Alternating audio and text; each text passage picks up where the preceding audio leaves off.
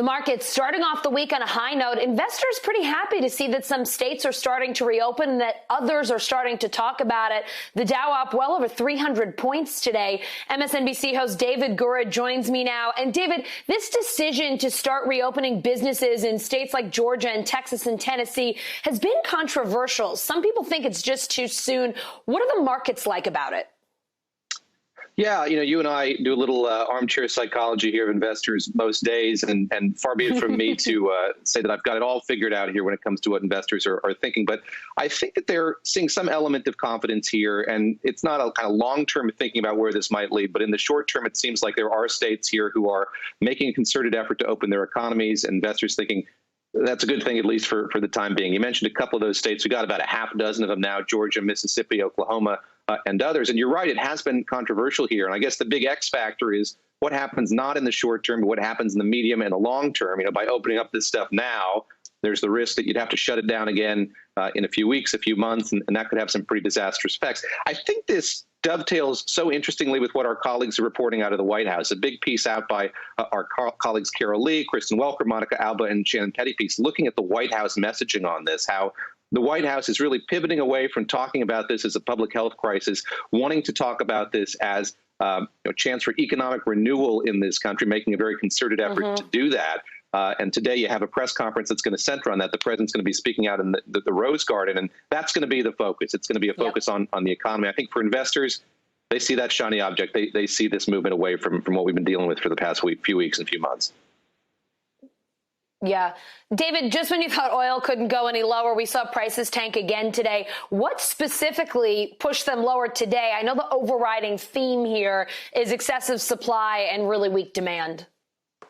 Yeah, that's the theme, and that's the story still. So Cushing, Oklahoma is where a lot of this oil goes that's priced into WTI futures. It's getting fuller and fuller and fuller, and in a couple of weeks, it's likely that all that capacity is going to be filled up. There's going to be no place to put this oil. That's still the story, and it's interesting when you look at futures a month out and now 2 months, 3 months out, you're seeing those futures dropping as well. And what that tells you is that there is a sense that even in a few months' time, this demand issue isn't going to be solved yet, Allison. There's still going to be a shortage of people wanting to buy oil, needing to buy oil. There's going to be so much oil stuck without being refined. The refinery capacity is something to watch here as well. You take oil, you turn it into gasoline. There are so many refineries in this country just unwilling to do that work to make gasoline because there's so little demand for it. And so, again, that's the major story, as you described it, the lack of demand. You look at the government just trying to figure out what to do here. Still talk of maybe putting some of that oil in storage in the Strategic Petroleum Reserve. There's still talk of maybe the government buying some of that oil while it is so cheaply priced, but no movement on those things. And when you read what analysts are writing about the oil market right now, they say nothing can really change when it comes to pricing until that demand side of the equation is solved. So we're kind of stuck where we have been here for months. David, looking ahead, we have a huge week of earnings kicking off tomorrow. Tech giants, pharmaceuticals, the energy companies, they are all reporting. What should folks be watching out for here? Yeah, big week for tech, as you mentioned. So Apple reporting, Amazon reporting.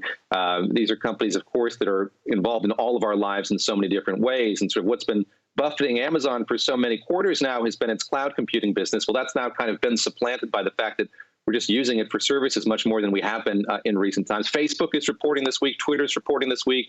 You have Southwest and American Airlines. It'll be interesting to see how those airlines are weathering all of this in terms of the capacity they've had to turn down, in terms of the results that they've experienced in the first quarter. I think what's most important to look at as these earnings come across is we're looking at the first few months of this year. That's just the beginning of this story. Now here solidly in the second quarter, sort of wondering where things go. Yeah, things are likely to be bad in that first quarter, but it's really only the beginning chapters of this whole story surrounding the coronavirus. Hey, NBC News viewers, thanks for checking out our YouTube channel. Subscribe by clicking on that button down here and click on any of the videos over here to watch the latest interviews, show highlights, and digital exclusives. Thanks for watching.